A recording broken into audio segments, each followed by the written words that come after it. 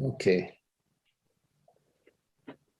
So, Cormac, because everybody's been in the meetings before, you're the first time. Usually we have like a meditation, is a guided meditation. And then we can go into whatever questions, whatever you like to explore. And Emeline, salut Emeline. Emeline is in Paris. Salut Emeline.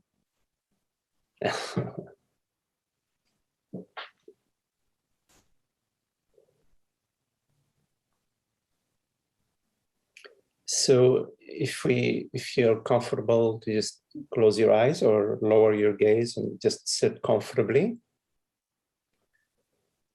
And welcome your experience, just as it appears to you. Whatever thoughts are appearing to you, whatever bodily sensations.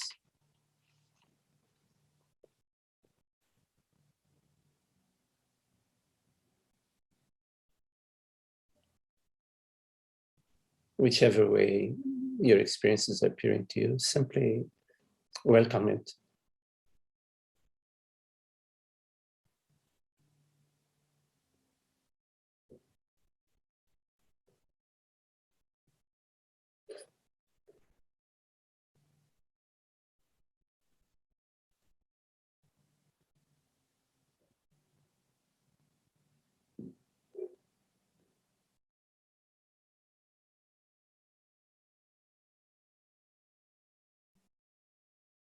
There is a certain sweetness to welcoming it.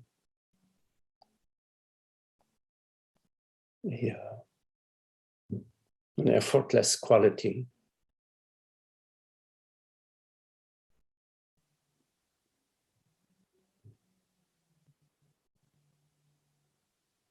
Which is an absence of argumentation, an absence of resistance. Sort of this form of surrender and a willingness to be, just to be as everything is, without a separate controller or without division.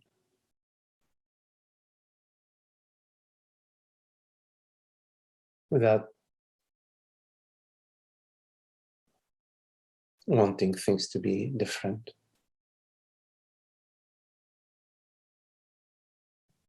And if a thought arises that's saying that things should be different, to also allow that.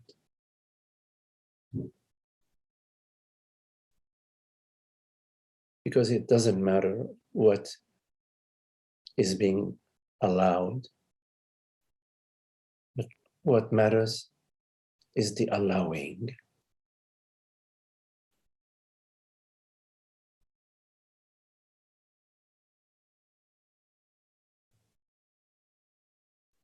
Like the wide open sky is effortlessly allowing whatever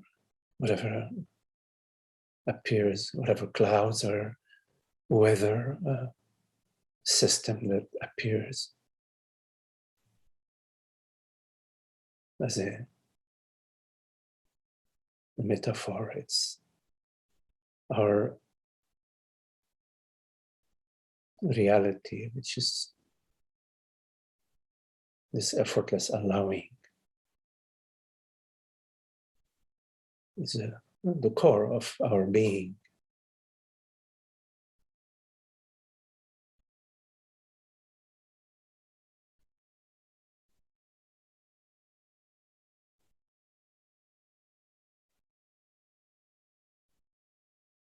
As being, as presence, we are one. We're just this one presence, this one consciousness.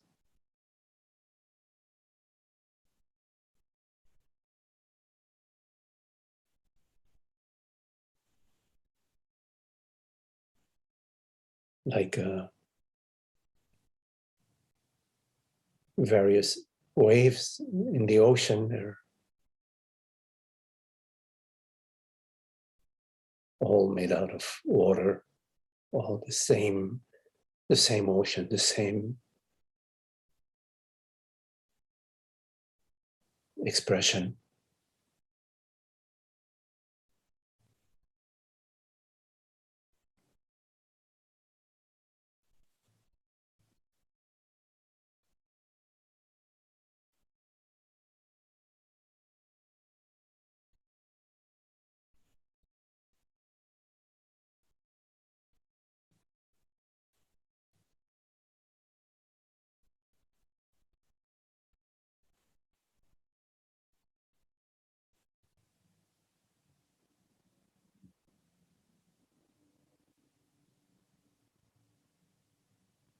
This space of awareness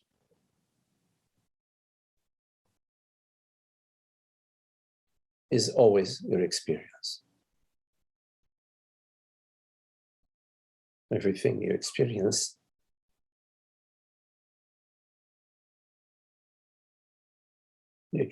as awareness. It's right now taken on the form of hearing,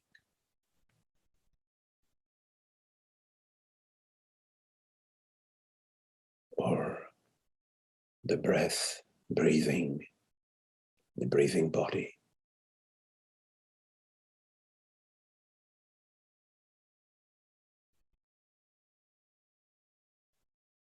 This invisible presence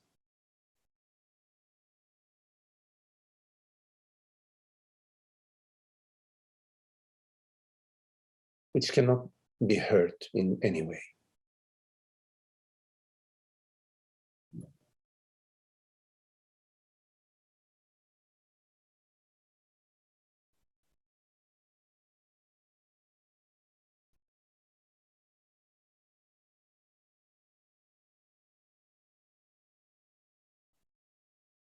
Notice that there is nothing that you need to do in order to hear these words.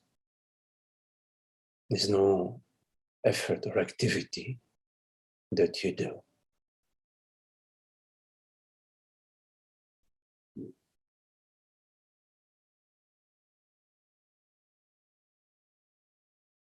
There's no effort involved in perceiving whatever thought appears to you,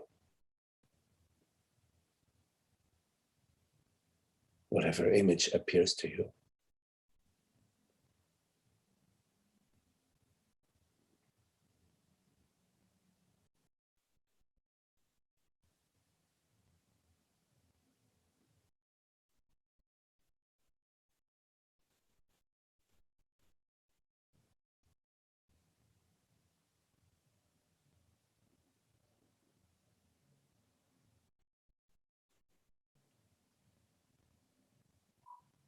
And when you don't bring the past into your experience this moment, it's a fresh moment, effortless presence, awareness taken on the form of whatever form is taken on right now for you. No issues.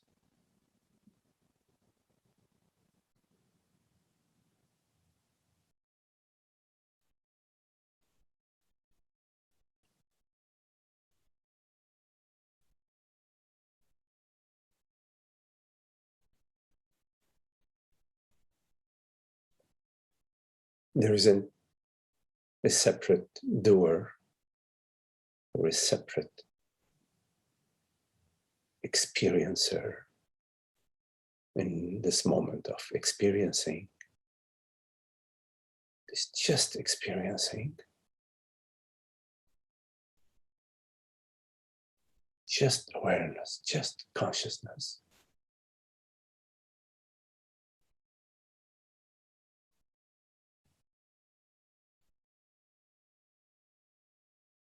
Which is this formless reality. And yet, this formless reality takes on the form of the sensation of your back against the couch or your feet on the ground.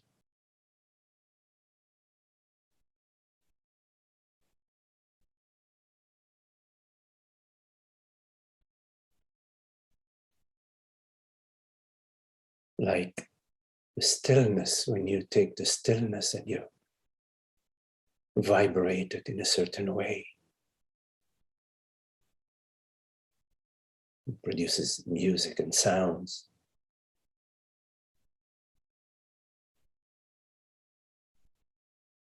The silence that takes on the form of a sound.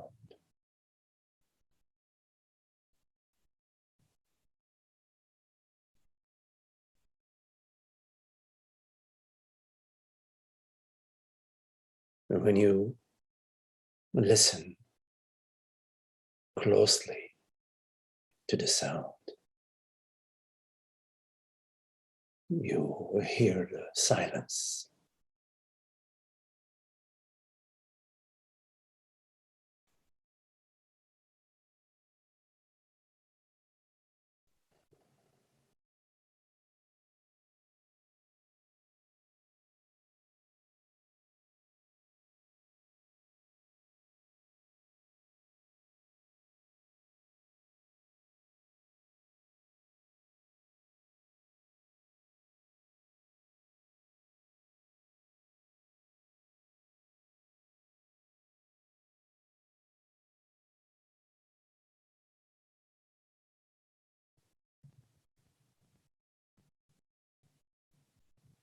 You don't need to add a personal story.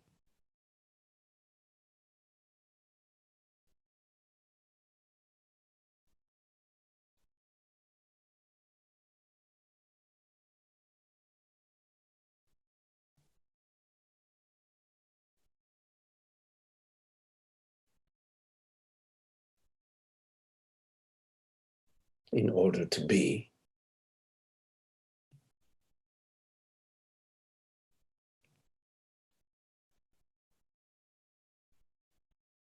And to a certain extent, we use stories on the relative level.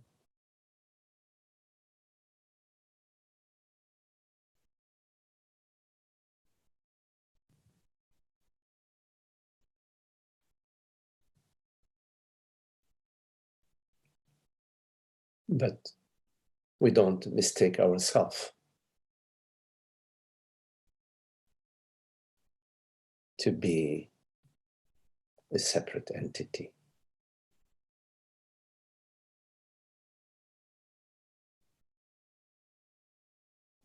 To create a play,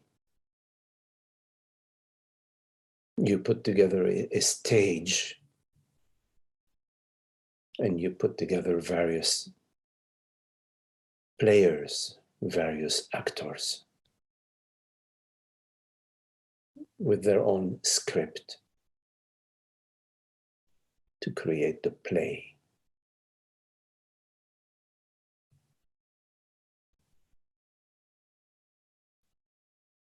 But although you assume the role of a mother, of a father, a son, a daughter, your reality is consciousness.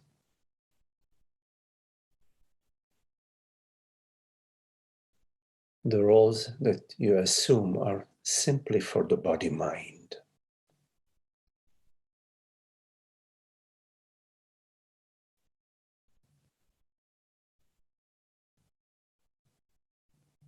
which creates this dynamic play we call life.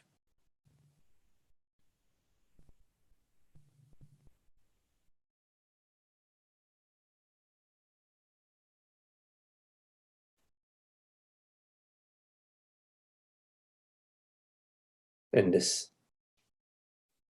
dynamic play of life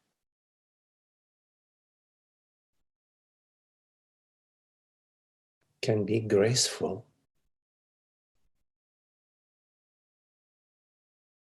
can be a harmonious flow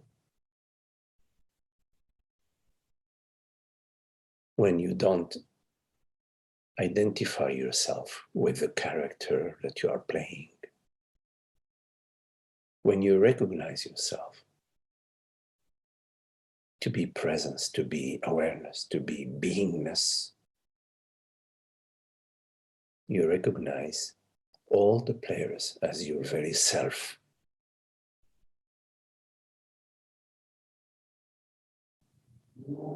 And this recognition is love.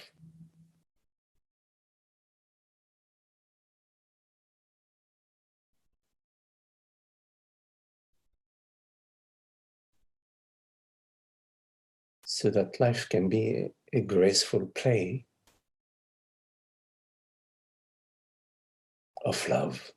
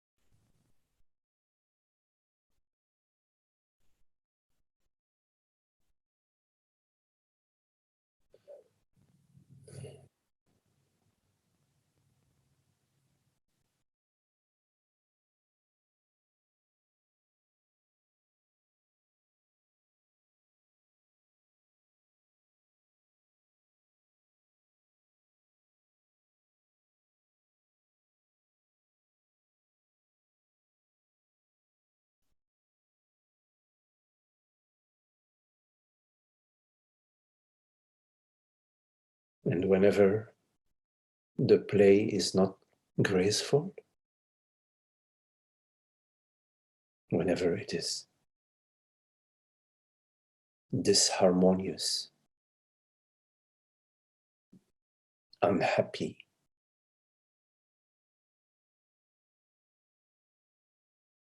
at that moment,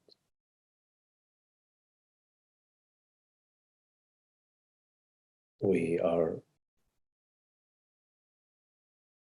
in ignorance,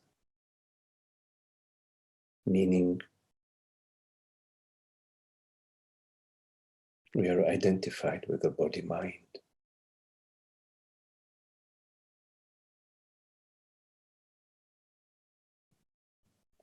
We are identified as somebody.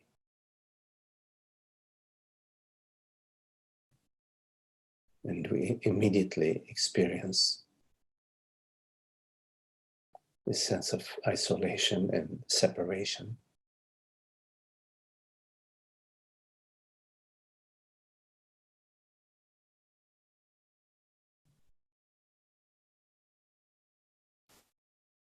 And it's a good opportunity for us to remember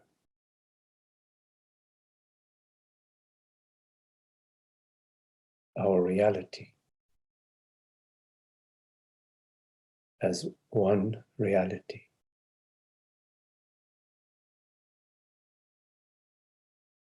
One beingness, formless, undefined, undefinable reality of consciousness.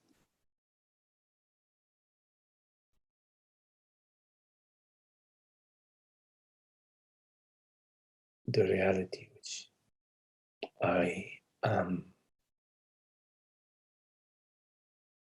the reality of isness and beingness,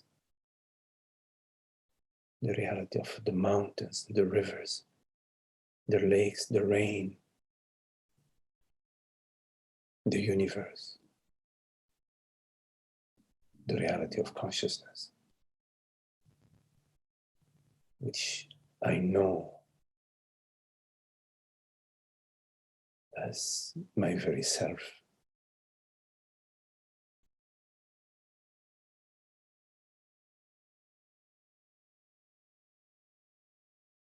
Reality of myself knowing itself knows itself as I.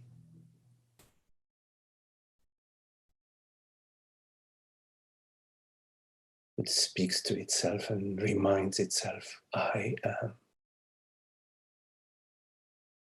The one I, the I that we refer to, is that one I, the same self.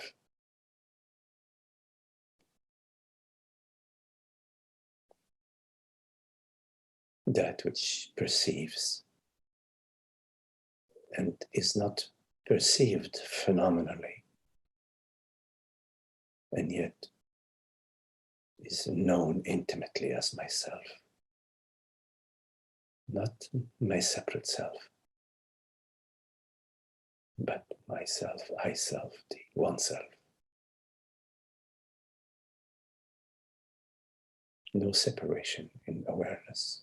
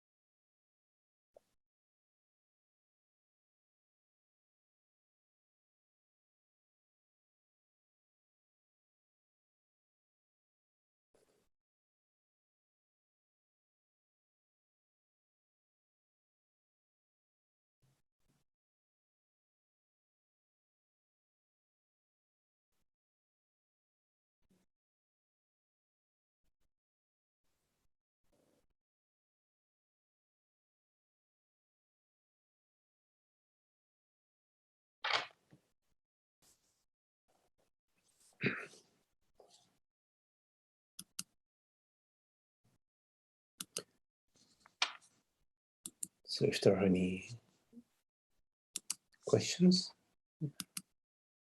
welcome to unmute your mic and we can explore together whatever questions you may have.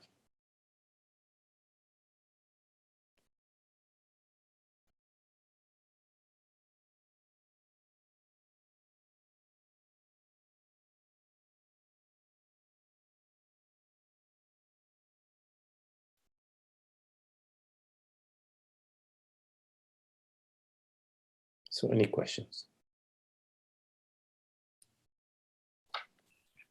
Hi, Magdi. Yes. Hello, Lulu. How you doing? Very well. Good to know. I've been concentrating on the thoughts, and to my understanding, there is a correlation between my thoughts and the movement. And the movement, you said, right? Movement? Yes. Yes. It seems like it has to be a thought before I make any movement. However, the time, it takes maybe a second for a thought to come in, and then there is a movement immediately after that. Am I going the right direction? What is it that you're trying to figure out in terms of thinking, of the process of thinking and activity? What is it you're trying to figure out? I'm trying to figure out, is it in my disposal, or am I the one who thinks something and then the movement or activity occurs after that? Right.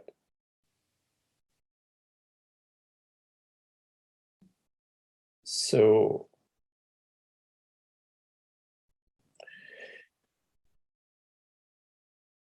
before we can even speak about any particular thought, we have to perceive the thought, right? Right. For example, the thought today is Sunday in some countries. That thought appears to you, you perceive it, and you can speak it or not speak it, but there is something, an object, a form that you perceive, which we refer to as a thought. Yes. Yes. And so the thought appears to you. Let's say that we choose the thought. Okay, let's take that scenario. This may not be your question, but let me just go there for a minute. Okay. Let's say I choose the thought today is Sunday. So for me to choose the thought that today is Sunday, there has to be an experience of a personal chooser.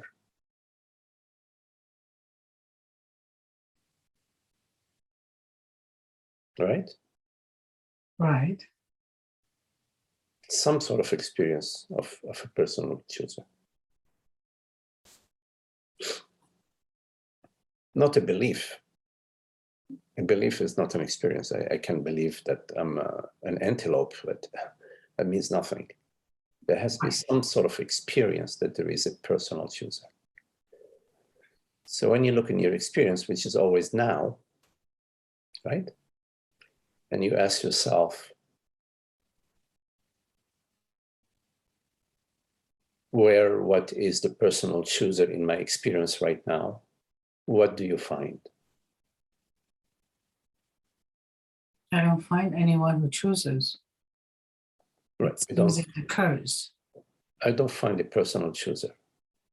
Right. I agree with you. I don't find a personal chooser. I may find a thought that says, yeah, there is a personal chooser and it's located in my brain.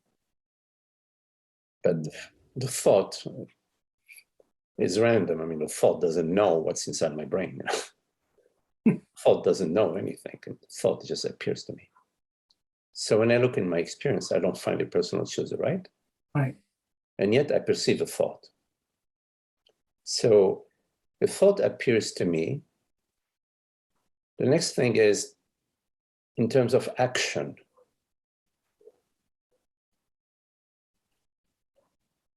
although many thoughts appear to me, there may or there may not be action. For example, a thought may appear, oh, it'd be nice to cook some pasta. I want to cook some pasta. You may end up cooking the pasta, you may not. The fact that the thought appears to you does not mean that this is the action that is going to follow that thought, right? Right. But sometimes the thought appears to you, I want to like to cook some pasta, and the action may result in you actually boiling some water and cooking some pasta, yes? Yes. Right. So in the first scenario, if thought appeared to you, it'd be nice to have some pasta, but you did not cook the pasta. In the second scenario, if thought appeared to you, I'd like to cook some pasta. And there was a follow-up thought that appeared to you at some point that said, yeah, well, let me see, the pasta is in the pantry. The next thought appeared to you, let me cook the pasta. And the next thought appeared to you, gee, I need to get the pot. And the next thought appeared to you, let me see, I could start boiling the water now. So there was a series of thoughts that also led to you cooking the pasta. Right. And that's in scenario B. In scenario A, the thought just appeared, it'd be nice to cook some pasta. And then the next thing was, wow, it's a lovely day to go for a walk. And you may have gone for a walk, I don't know. In all cases, thoughts are appearing to you, and some thoughts are decision thoughts. Some thoughts lead to certain action. Some other thoughts just appear to you and dissolve in the space. So there are choosing thoughts, there are thoughts that say, okay, the pot is in the pantry, let me get the pasta in the pot, and I'm gonna now cook the pasta. So it is like a deciding thought. These deciding thoughts appear to you. And the thoughts that dissolve in the space also appear to you. Right. Also, the deciding thoughts appear to you, and then they dissolve, because now you're figuring out, should I add some salt, or what do I have? How am I going to season the pasta? So all thoughts appear to you, and some thoughts lead to action. Not all thoughts lead to action. There are a couple of things that are important to understand in terms of happiness. In terms of happiness, it's important to understand that thoughts are universal. Mm-hmm. They're not personal. Mm-hmm. The body-mind is an instrument via which certain thoughts, certain perceptions, and certain sensations are processed. But then the body-mind does not generate the thought. In other words, when you go to the theater and you watch a play, Hamlet, on the stage, the actors are not the choreographers. The choreographer, you don't even know well, you may know, but the choreographer is behind the scene. Mm-hmm. Similarly with thought, thoughts appear to you, they're universal. Behind the scene is the creator of all thoughts. Now, when I say behind the scene, in our experience, behind the scene is actually not so much behind the scene. Behind the scene is a way of speaking. In our experience, we know the choreographer. We know the creator. Now, you can ask yourself, well, what does Magdi mean here by saying we know the creator? In order to get some clarity about the choreographer, you have to look at the reality. What is it that is real? Because on the stage, there are all sorts of players doing all sorts of acts, but there is a reality to the experience. In our experience, there is a reality to our experience. And the reality of our experience is consciousness. Everything that you know via awareness, via consciousness. It's not possible for you to hear these words right now without awareness, right? Correct. It's not possible for you to perceive or to experience without awareness. It is awareness which is the reality of your experience. And now the reality of your experience, which is awareness, is never not present.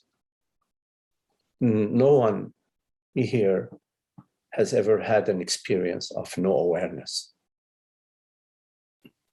Do you agree with that, or? Correct, yeah, yes, I do. So awareness, therefore, is not something that appears and disappears. It is the reality of your experience. Once you're clear about that,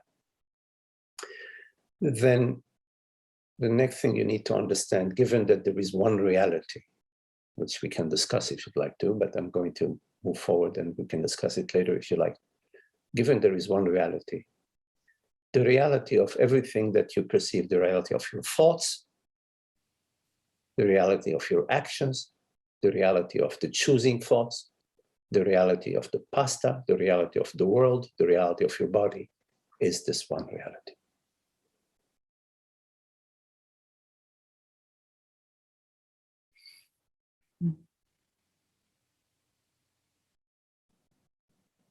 So in terms of thoughts and behavior, thoughts and action, certain thoughts lead to action. They're decisions, thoughts. For example, like to make an appointment with a dentist, that I'm going to do it now. I'm going to call now. That thought appears to you. It's a decision thought. Another thought may appear to you, should be nice to travel to Bali. It may be followed by a decision thought or not. It may dissolve in the space and reappear later or not. The key thing to understand is that thoughts are impersonal.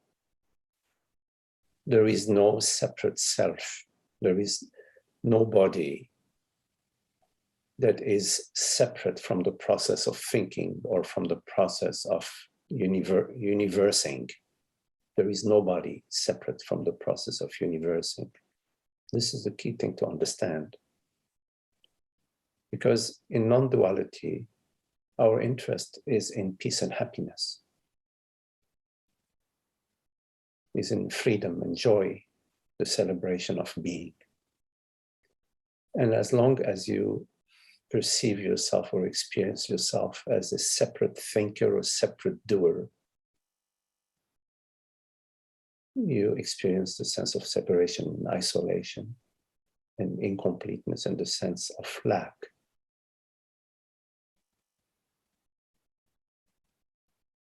Thoughts appear to you like they appear to me, they appear to all minds in the same manner.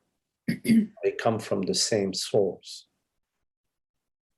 Like an electric, the electric grid. Right. The electric grid brings light to the light bulb in your kitchen, the light bulb in your bedroom.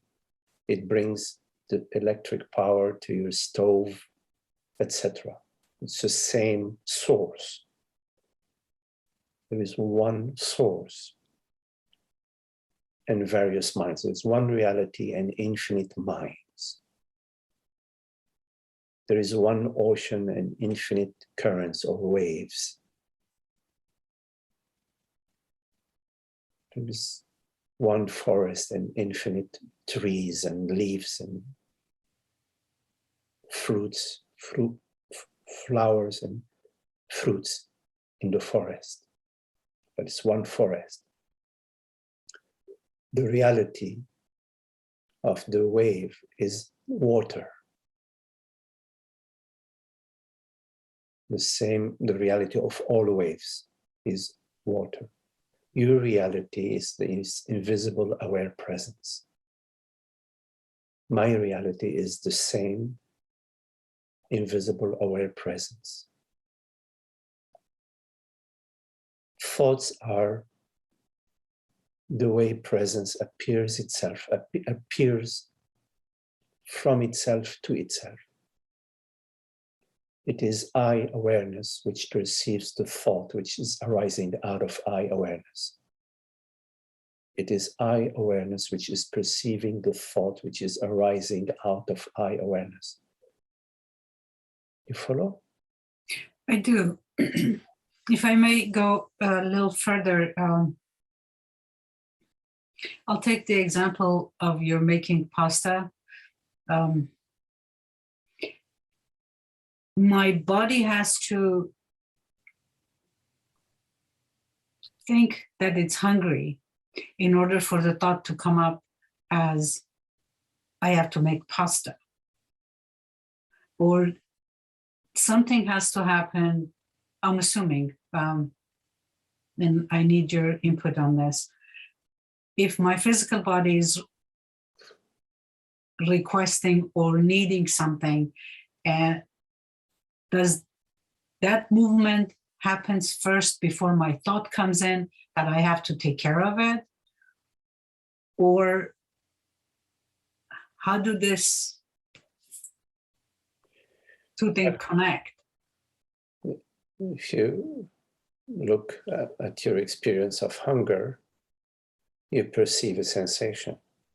Right. You perceive a sensation. And this sensation points your attention in a certain direction. Correct. For example, when you stub your toe in the corner of the table, you perceive a sensation which points your attention towards your toe to see if it's broken or if it's bleeding, hopefully not. And if it is, then you will tend to it. You will, I don't know, put some cold compress, or you go to the doctor or whatever to get x-rays. So the process of hunger, you perceive a sensation. It's not the body who perceives anything, you perceive. I perceive the sensation. I perceive the sensation. I recognize the sensation as hunger, meaning as the needing to feed the body, needing to feed the body.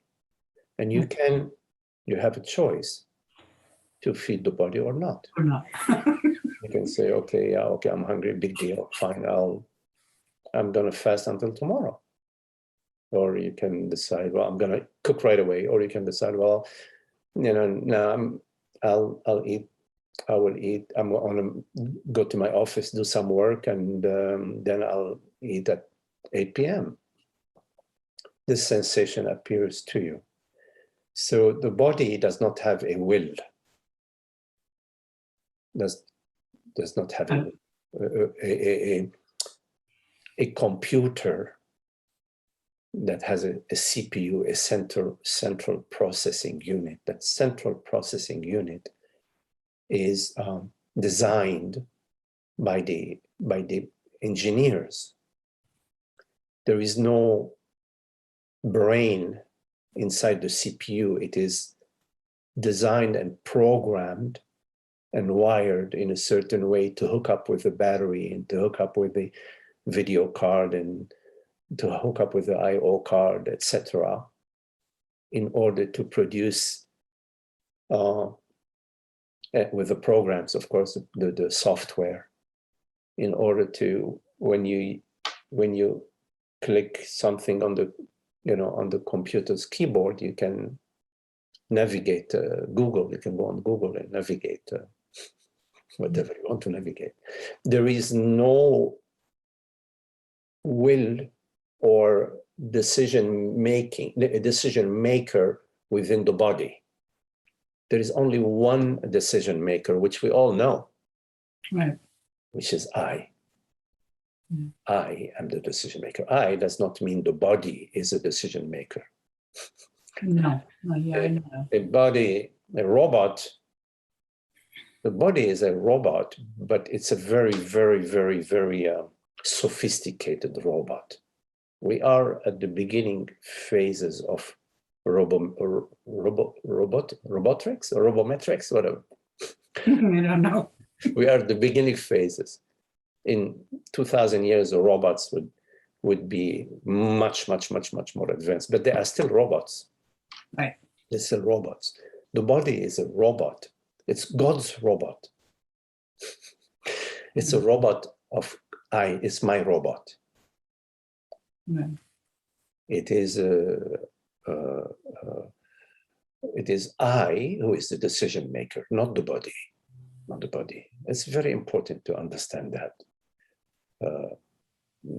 because we have a tendency to think that the consciousness is dependent on the body, that consciousness is sort of married to the body, and that consciousness cannot operate outside of the body.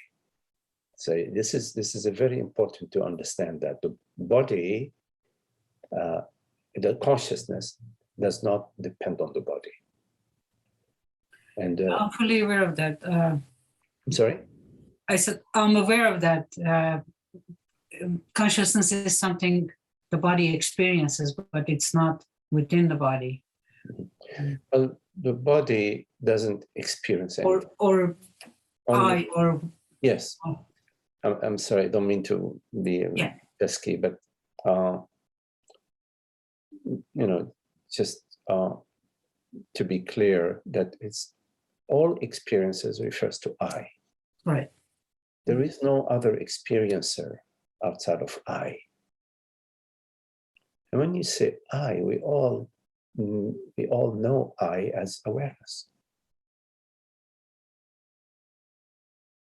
Mm. So in terms of hunger, I perceive a sensation and I'm aware. I understand that this body needs to be fed, and so I feed the body. Similarly, I perceive the red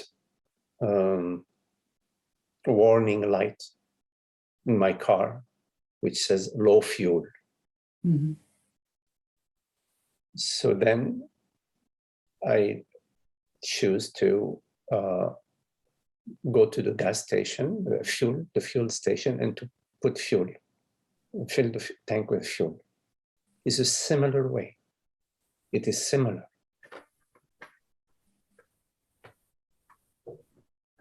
Your car and your body are similar in that they are both yours to manage, to take care of them, whichever way you want. Some people, they experiment with their body in different ways. Some people build muscle builders. Some people, they develop become swimmers. Some people use the body mind to become engineers, to become doctors, whatever. The body is an instrument, your instrument, but you is consciousness.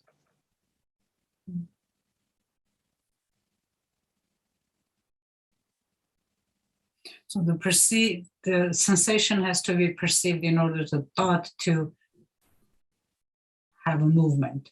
Yes, because if you don't have a sensation of hunger, the thought about cooking pasta doesn't mean anything. It's not going to arise. I mean, it's not. Okay. There has to be some. We think in terms of sensations. That's what I was trying to get at. Right. Okay, I got it. And but we are the boss. The choreographer, the conductor conducts the orchestra. Is those observed?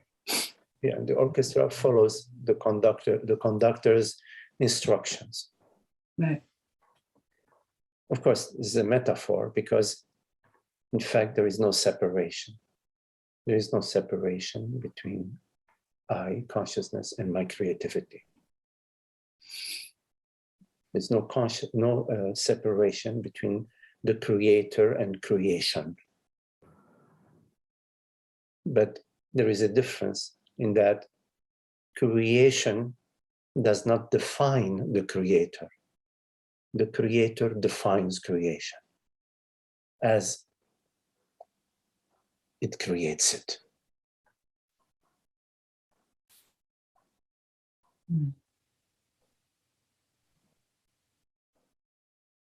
Thank you.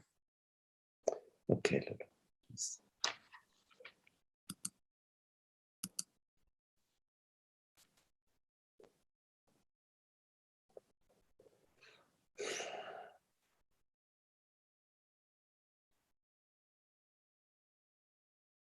Any questions? I have a question. Yes, Lauren. Hello, Lauren. Hi. Hi. I am very new to all of this Yes. meditation, but definitely the concepts of Buddhism. And I'm trying to really grasp the idea of that I am not the individual, but I am awareness itself, and that I suffer when I have attachment. And I'm really trying to understand that and how to I guess, solve that issue to alleviate the suffering. Yes, yes, yes. So what is your understanding about yourself or about? Up till now, it was very much I, the individual, and how me, this person, will continue in consciousness beyond this life, and Yes. but all these memories that come with it, and ideas about who I am or who I want to be. And when I don't reach those, it's, I guess, the pain of not meeting what I felt I wanted to do. Yes. So right now, can we agree that I am?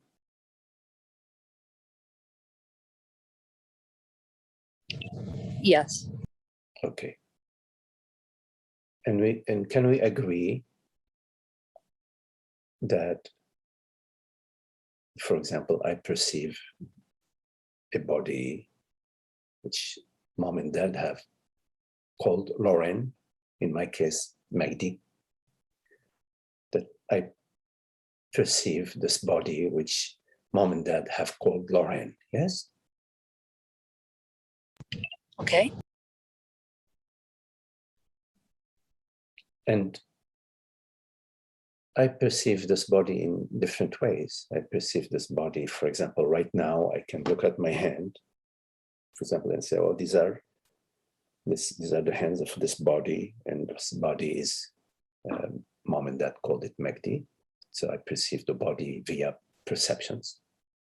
I also perceive the body via sensation. For example, I sense the body. Yes, do you agree with that? Yes. Okay, so I perceive the sensation of the body, and I also possibly perceive Magdi, or perceives Lauren as an image. Are you on board with that as well? See myself as an image. That I'm a little confused about. Well, it's just an image of your body, for example, like when you were a 10-year-old girl or 12-year-old girl, whatever images you have, memory, let's say, memory, or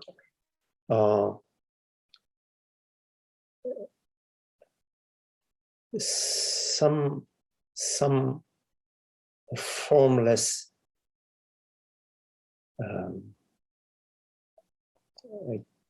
image. I have to come back to the word image. Vision. Are there any images that you have of Lauren, or is completely image free, no images at all? No, I don't have one right now.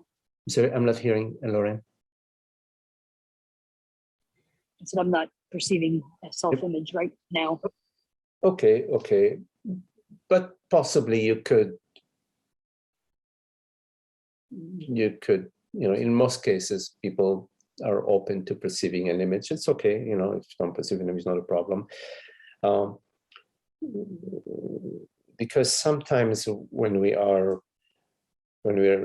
feel insulted, we perceive that somebody has insulted our image. But anyways, let me not get distracted. So right now in your experience, we agreed that I am, and we also agreed that I perceive Lauren, I perceive a body that mom and dad have called Lauren, and I perceive this body via images, well, scratch off images, via perceptions and sensations. Yes. Okay. Yes. Now, so which brings us to a very interesting point here. Like, what we are basically agreeing on is that I perceive the body in various ways. So there is I, which perceives, and there is the body, which is perceived. Yes? Right. So then I get to a place where I'm open to the possibility, I'm open to the understanding that, okay, I'm perceiving the body, I'm perceiving an object, I'm perceiving a form, but I am not the form. I'm perceiving the body, but I am not the body. Are you? Yes, I can understand that. Yes. Okay. So that which perceives is what I refer to as consciousness or awareness, or the reality of experience, the reality that perceives. That which is perceived, I refer to, that's just a language, I refer to as mind, body, mind, world, body, mind. Let me repeat. That which perceives, I refer to as consciousness, awareness, presence. And that which is perceived, meaning perceptions, sensations, thoughts and images, memories, that which is perceived, I refer to as mind, as a global term, mind. But you could also refer to it as a world, body, mind. Okay. Now, the world, body, mind, I refer to it as phenomenal. It's phenomenal, meaning it appears and disappears. It exists in time and space. While that which perceives, the reality which perceives, in other words, consciousness or awareness, is non-phenomenal, meaning it does not have phenomenal qualities. It does not exist in time and space. Are you following me up to now, or? Yes, I get this. Okay. So that which perceives is the reality of consciousness. And that which is perceived, whatever reality it has, can only be, at best, as real as the reality that perceives it.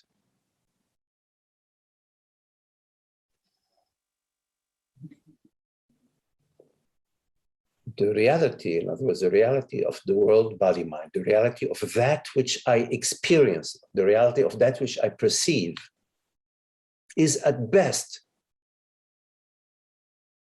as equal as my reality, meaning the reality of consciousness.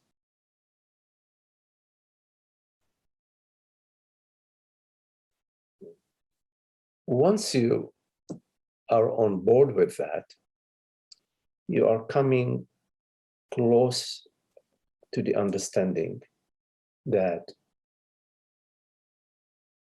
consciousness is, or awareness is the reality of your experience. And that which you experience, the reality of that which you experience is at best your reality. Did I? So, yeah, so it seems that the mind-body world is only as real as I choose to believe it's real. It's only as real as you are. It's only as real as consciousness. The world, body, mind is only as real as consciousness, because consciousness is the reality that perceives. It's the noumenal, which does not exist in time and space, while world, body, mind exists in time and space. And I don't want to deny the reality of that which appears. So rather than saying all that which appears is illusion, I would rather say that all that which appears is real, and at best its reality is the reality of consciousness. Are you following me? I think so. So the thing to understand in your inquiry is, first of all, what is it that you really are looking for? You have to answer to yourself this question and have clarity about what is it that you are really looking for. Are you looking, ultimately, what is it that you're looking for? And I would propose that ultimately, that which you're looking for is peace and happiness.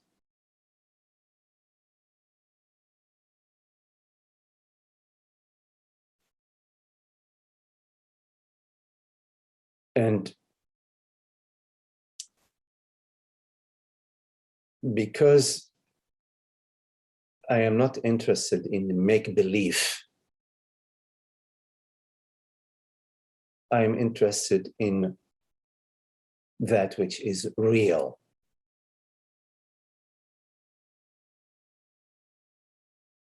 So my interest is a real interest, and it is a real interest into reality. I am interested in reality because I am not interested in a make-believe or in pseudo-reality, whatever that is. So my interest in peace and happiness and my interest in reality are one.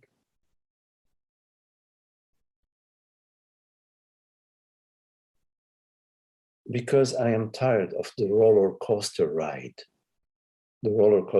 of happy today, unhappy tomorrow, you know?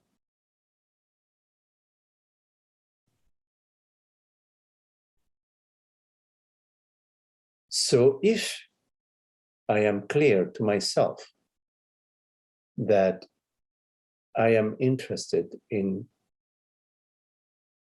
reality, in truth, in that which is real, then it's an easy jump to make that, in fact, I'm interested in the reality of consciousness. Why? Because in our experience, that which is real is consciousness or awareness. I use the same word, consciousness, awareness, synonymously. So my interest in truth, my interest in peace and happiness, and my interest in consciousness is one interest, it's the same interest. So in a way, I am a student, meaning I'm studying, I'm exploring, I'm contemplating, I'm investigating, I'm inquiring into the reality of consciousness and into my reality. Because in my experience, this moment, there is a reality, whatever that reality is, there is a reality. Although that which may appear to me may be a psychedelic experience or a dream experience or a hypnotic experience, there is a reality to this experience. In spite of the experience being hypnotic, hypnosis, there is a reality to this experience. And this reality we refer to as consciousness or awareness.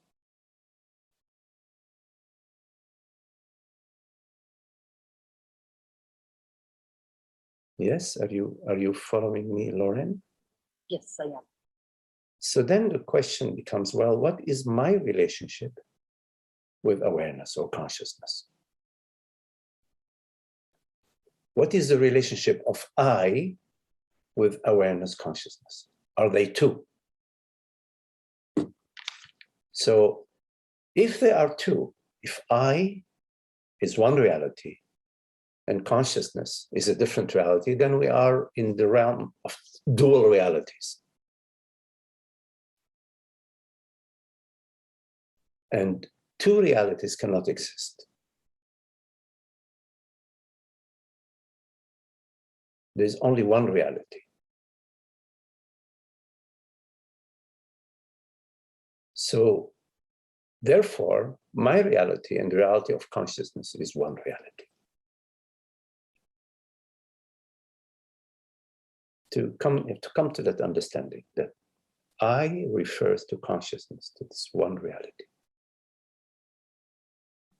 Once you've come to this understanding, the next thing is to investigate the attributes of consciousness.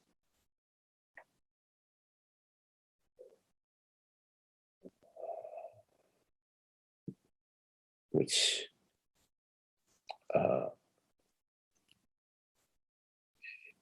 is an important chapter in your investigation.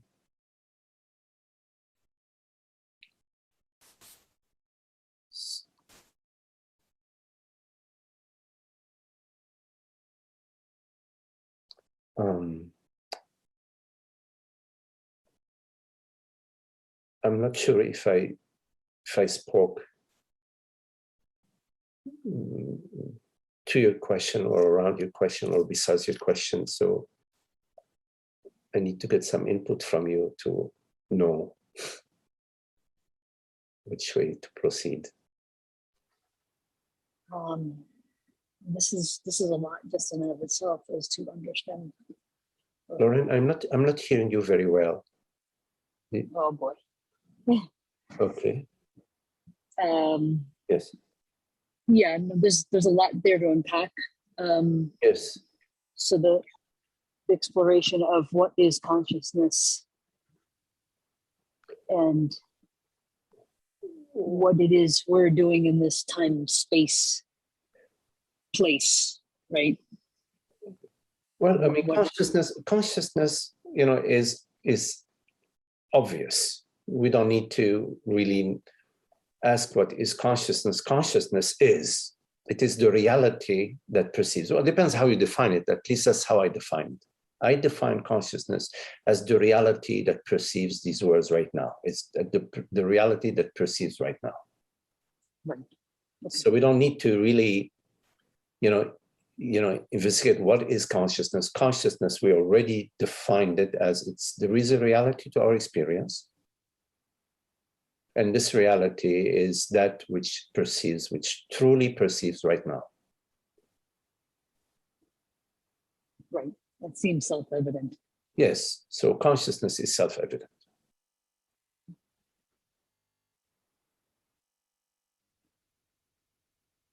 What was the next thing you said? Understanding what we're doing in this time, space world. Well, that's a good question. It's a good question. It's a good question. This time and space appears to you.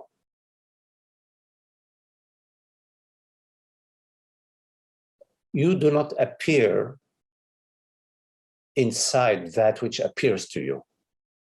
You follow? Okay. A perception appears to you, a thought appears to you, a sensation appears to you, right? Right. You do not appear inside the sensation. You do not appear inside the thought. You do not appear inside the perception. Interesting. Because it always seems like you feel like you're inside the world. Or I you're... understand. I understand. Yeah. And Yeah. a feeling, you perceive a feeling. Even though the feeling says you're inside the world, you perceive this feeling, which is a sensation. You perceive it. So it arises within you. You do not arise within the sensation. You follow? Right. So therefore, the question, what am I doing in this world, is a wrong question. Okay. Because it's assuming that you exist, you're existing within the world, while in fact the world appears to you. You follow? Right. It's not something outside of me. I perceive it. You perceive it. You perceive the tree. You perceive the oak tree. You perceive the sunshine. You perceive the sensation of hunger. You perceive the thought about New York City. You perceive the sensation of your feet on the ground. They appear to you. They appear within you. You don't appear within them. You don't appear within the sensation. Right. Okay.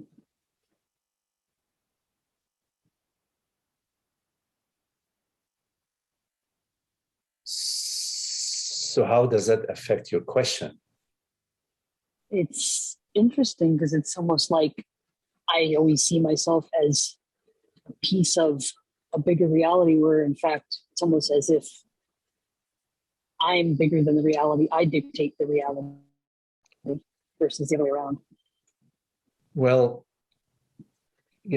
I is this aware presence right now. Would you agree with that? I is this aware presence. Mm-hmm.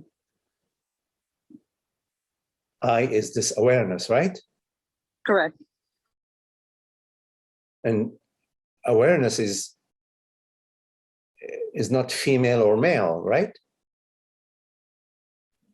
Right.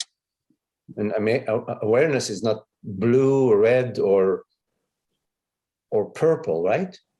Right. And awareness is not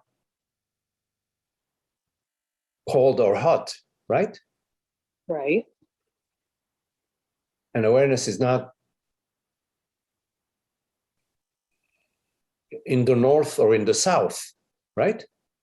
Correct. And awareness is not bigger or smaller, right? Mm-hmm. Okay.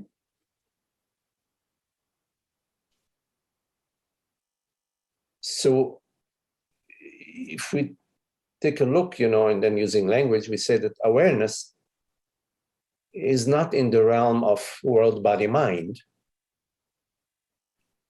because the realm of world, body, mind is the realm of time, space, measurement, weight, density, etc. But awareness is not in the realm of gender, male, female, big, small, heavy, light, right? Right. But yet it's undeniable. You cannot deny awareness. What would deny awareness? You follow? Right. So my experience right now is the experience of I, awareness, perceive this perception.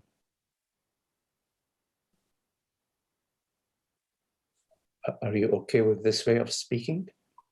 Yeah. I, awareness, am the formless reality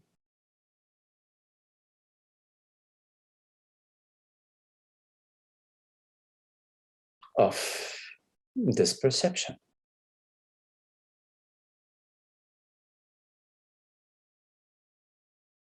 Does that Does that, does that, I can resonate with that, yes. yes. So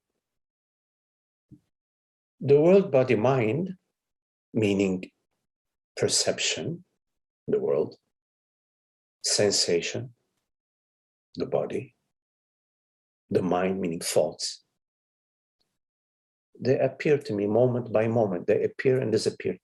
They appear and disappear. Like the thought that you had a second ago, or the sensation that you had a minute ago, or 20 seconds ago. Although you experienced it, it's gone, right? It's right. The world, body, mind is constantly appearing and disappearing, right? Yeah. Yeah, it only exists in memory now. Right. Memory is a fresh, a new thought, a new image, a new sensation, a new experience. Memory is something that I'm experiencing right now as a new thought or sensation.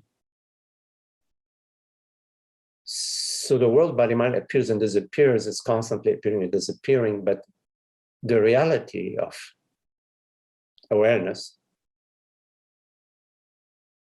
which is the reality of your experience, which is your reality, is not appearing. It's not appearing and disappearing.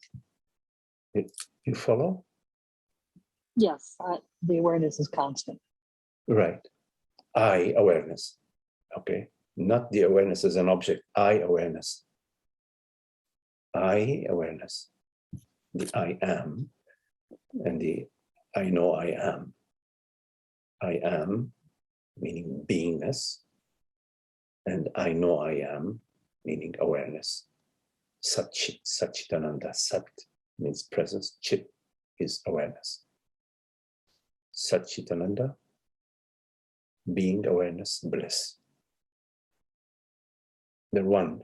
So, amness, the I am, and awareness are one. So it's not like I and awareness are two, you see? Yes. Okay, well, I think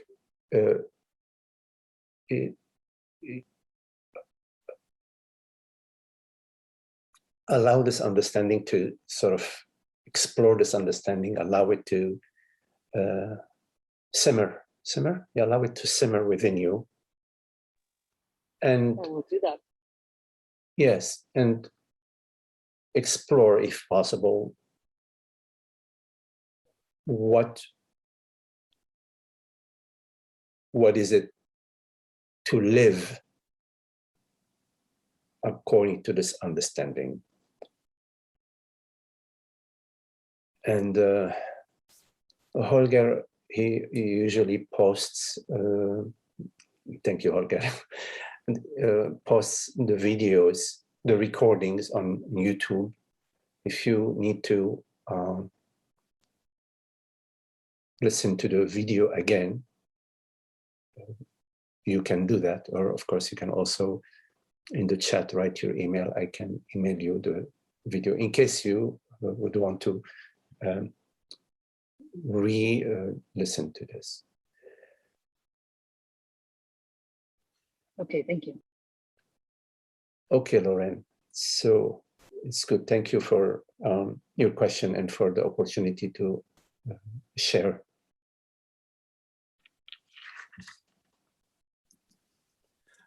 Can I just ask a question, please? Yes, That's okay.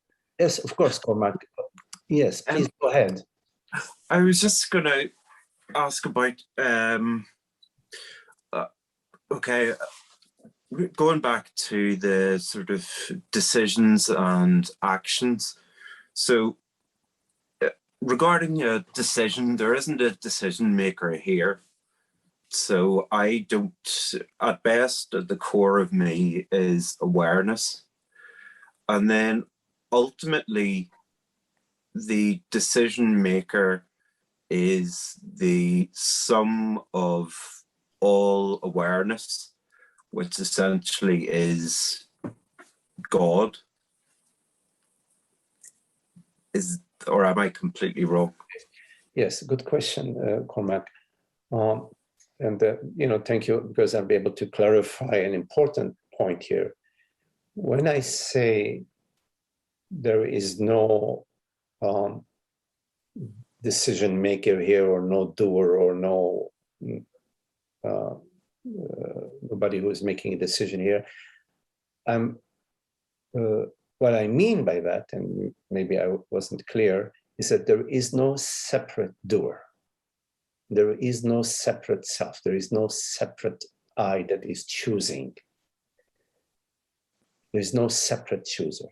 This does not mean that there is no chooser. There is a difference between there is no separate chooser and there is no chooser. Obviously, there is a chooser. I choose to cook pasta rather than making a pizza, for example. So there is the chooser, and that chooser is I just spoke it. I choose. I am choosing to go visit my cousin rather than to go visit my daughter. Okay, I am choosing. But the I that is choosing is not a separate self. The I that is choosing is I, the only I that there is. Right now, I am hearing these words, right? You would agree, I am hearing these words. Now, is it the body that is hearing the words? Or is it I that is hearing the words? It's awareness, yeah. No, I didn't even say awareness. I said, I gave you a very specific option. Is it I that is hearing the words, or is it the body that is hearing the words? You have these two options only. There is no third option. There is a third option. The third option is I don't know. It is the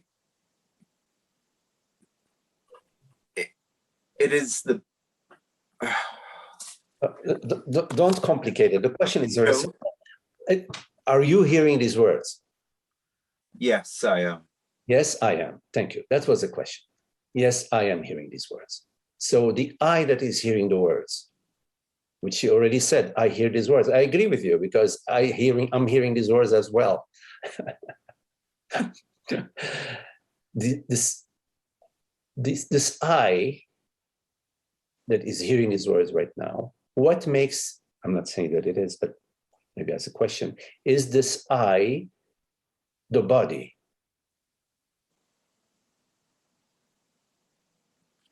In your experience right now, your experience of I. The ears of the body are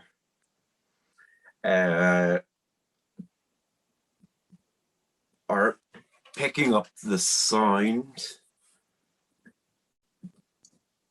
I'm not asking you about the functioning of the body. I understand. I'm familiar more or less with how the auditory part of this very sophisticated computer work. I understand that. My question is it the ears that are hearing, or you? It's me. Okay. Okay, so just get to clarity about that. That there is an I that hears, there is an I that decides, but it's not the body. I am not denying the very, very important function of the auditory system in the brain and the body in the process of hearing these words. But what I'm saying, it is not the body that hears. Yeah. When you take a pair of binoculars, Cormac, you are a bird watcher, and you are watching these beautiful birds, out in nature. The binoculars are a very, very important instrument without which you could not perceive a bird that's half a mile away. But it is not the binoculars which perceives. I understand the process. I got you. You can explain to me the lenses and all the inverse focal, 1 over f, you could explain to me the whole thing about the binoculars. And it's fascinating, but it's not the binoculars which perceive. I perceive. It's so simple. I perceive. But this I is not a limited body. When we confuse the I, which is, you said awareness before, or consciousness, yes, when we confuse I to be the body, then we imagine there is a separate self, a particular separate brain or body that is perceiving. The key mistake we make is in associating I to be the instrument, to be the body, or to be dependent on the body.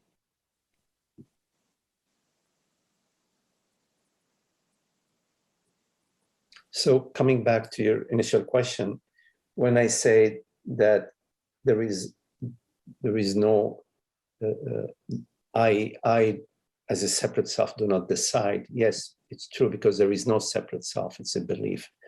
But it is always I which decide. I decide. It's not the tree that decides, or the cat that decides. I decide I'm going to cook some pasta today. That's what I want. I want to eat pasta today. So that's my decision. I decide. The I is not the body. It's not the mind. It's not the brain. It's not the nervous system. It's not the instrument.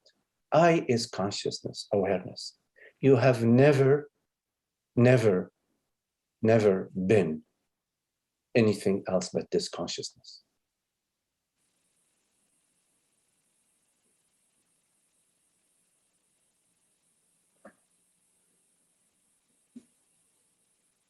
And of course, I understand, we all understand that Cormac body-mind, Magdi's body-mind, Lauren's body-mind, Emmeline's body-mind, they're different body-minds. Your car, my car, Emmeline's car, Isaac's car, different cars. We understand that. But I refers to one reality, one consciousness. Not to the body, not to the mind, not to your house, not to your bank account, not to your mom, dad, your children, blah, blah, your village, your town, your religion, it doesn't refer to the body-mind. The bank account relates to the body. The house relates to the body. The car relates to the body, etc. Consciousness is complete freedom. And yet, it has no issues with the body-mind. It says, yeah, here you are, pasta, you can pizza, you can have salad, you can dance, you can go to the movies, you can learn how to paint, how to dance, you know how to swim, you want to be a race car driver, you can be a race car driver, but do not confuse yourself to be a mortal body-mind, because that is the heart and the core of suffering and misery. This whole planet. Why do we experience fear? Because we imagine something bad is going to happen to me. Me what? Me, when you say something bad may happen to me, me what? Me the body, me the person, me the bank account, me the famous singer, the famous dancer, the famous artist, meaning the body-mind. We confuse ourselves to be the body-mind. And yeah, but that's not incurable.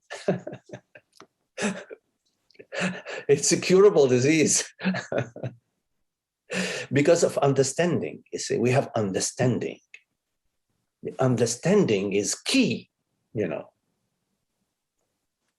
Some religions, they believe you have to practice, I don't know, whatever. Yes, I mean, we practice to train the body-mind, but understanding is key. Understanding frees you, liberates you from the wrong views, mistaken views.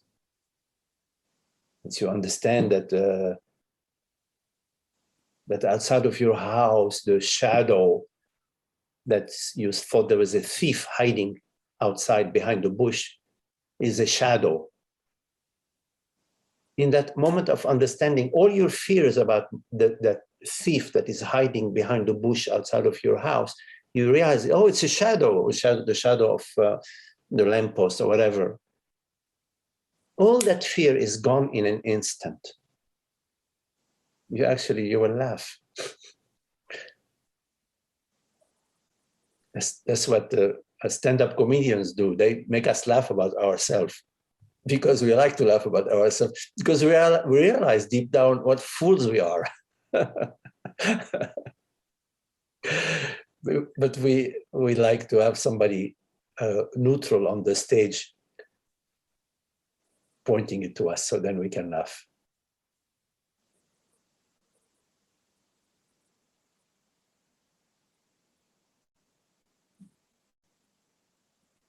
Right. Okay, Cormac. Thank you for your question. It was a great question. Thank you. All questions are great questions because they're questions, that relate to all of us. We all share the same questions, really. I mean, so.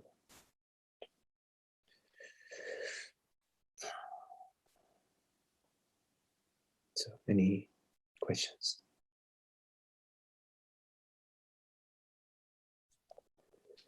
No question, Magdi. Just want to say thank you. Thank you, George. Yes. Nice to see you, George. And thank you all. Very beautiful to be with you, Cormac. Nice to meet you, Nathan. Hello, Nathan. Holger, Mina. Thank you, Magdi. Yes, Mina, Lulu, Emmeline, Celine, Grace. Hi, Grace. Isaac. Hola, Isaac. Raúl. Hello, Raúl. George. And John. Thank you. Zoe, let's have pasta tonight. Marga, yes, okay. Frank, and everybody's hungry now, Desmond and Lauren. Everybody's hungry. Bon appetit. Okay. Thank you. Okay, thank you. Bye.